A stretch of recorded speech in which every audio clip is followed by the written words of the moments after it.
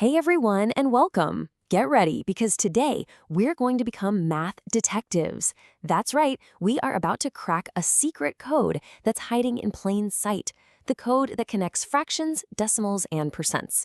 So let's dive right in. So take a look at these two numbers. On the left, you've got 1/2, and on the right, 0.5. They look totally different, right? I mean, different symbols, different structure. But what if I told you they're secretly saying the exact same thing?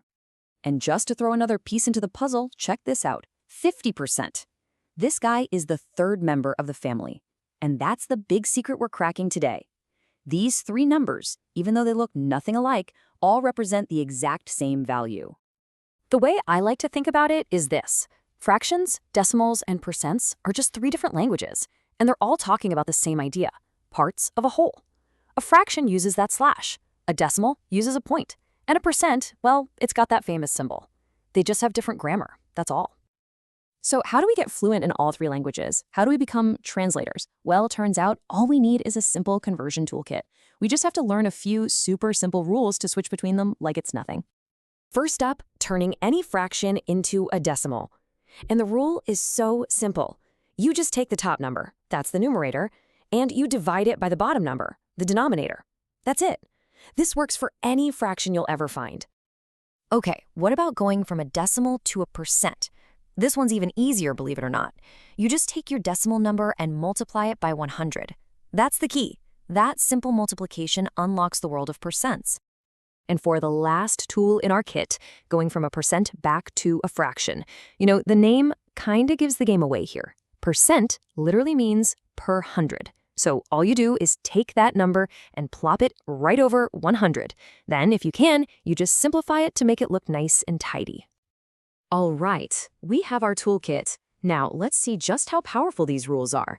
It's time to put them into action with a few examples. Let's start with a familiar friend, the fraction 1/2. We're going to use our new rules to translate it into its other two forms, decimal and percent. Okay, first rule, fraction to a decimal. We divide the top by the bottom. So 1 divided by 2, boom, 0.5. Simple as that. Now we've got our decimal, 0.5, and we want to turn that into a percent. We just multiply by 100. So 0.5 times 100 gives us 50%. And there it is. Proof positive. 1/2, 0.5, and 50% are all the same thing. Okay, let's try another one. But this time, we're going to start in the middle with the decimal 0.75. Let's see if we can work our way outwards to the fraction and the percent. So, how do you get a fraction from a decimal? Well, a cool trick is to just say the decimal out loud. 0.75 is also 75 hundredths. That word hundredths is our clue. It tells us to write 75 over 100. And from there, we just simplify it down to a much cleaner 3/4. And the percent?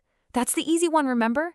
We take our decimal, 0.75, and just multiply by 100, and that gives us 75%. So 0.75, 3/4, and 75%, they're all connected. Same value. All right, for our last little walkthrough, let's start with a percent this time, 25%. Let's complete the set and find its fraction and decimal buddies. To get the fraction, we just have to remember what percent means. Per 100. So we write 25 over 100, a little bit of simplifying, and you can see that's exactly the same as 1/4. And to get the decimal, well, we just do the opposite of what we did before. Instead of multiplying by 100, we're going to divide by 100. So 25 divided by 100 gives us 0.25. And now we've completed the whole set. 25% is the same as 1/4 and 0.25. Okay, you've seen the toolkit, you've seen it in action. And now you know what time it is. It's your turn. It's time for you to take the controls and translate the code yourself. So here's your challenge. Take the fraction 3/4. Using the rules we just went over, can you find its matching decimal and its matching percent? Seriously, go ahead and hit pause right now. Grab a pen and paper, or just work it out in your head. Give it a shot. Okay, you ready? Let's see how you did. To get that decimal, you divide the top by the bottom. 3 divided by 4 equals 0.75.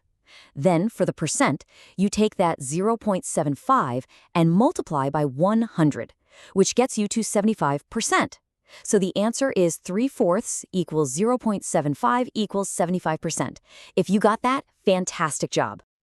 So, we cracked the code, which is cool. But you might be thinking, okay, neat trick, but why do I actually need to know this? Well, this isn't just for math class. It's actually a practical superpower you can use every single day. Just think about it. When you see a sign that says 25% off, you'll instantly know, oh, that's a quarter off the price. If a recipe needs to be cut in half, you'll know to use 0.5 of every ingredient. This isn't just about acing a test. It's about understanding sales, cooking, your money, and statistics all around you. You're not just looking at numbers anymore. You're reading different languages. You can see the connections that most people miss. So I'll leave you with this question. Now that you can translate math's secret code, what are you going to do with it?